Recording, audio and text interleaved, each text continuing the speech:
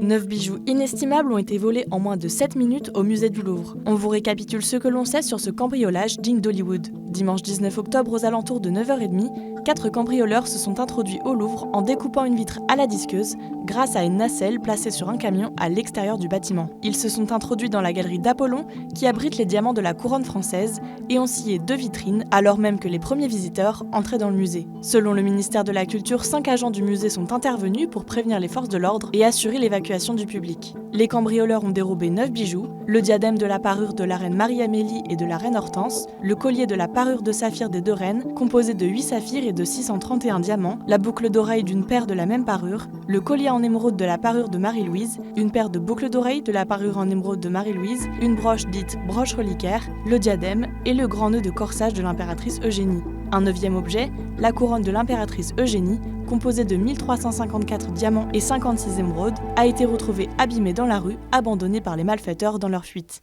Les voleurs sont en effet parvenus à repartir par la fenêtre par laquelle ils étaient entrés et ont pris la fuite sur des scooters. L'un des véhicules a été retrouvé selon le ministère de l'Intérieur. Le commando de 4 personnes est recherché selon la procureure de Paris, Laure Bécaud.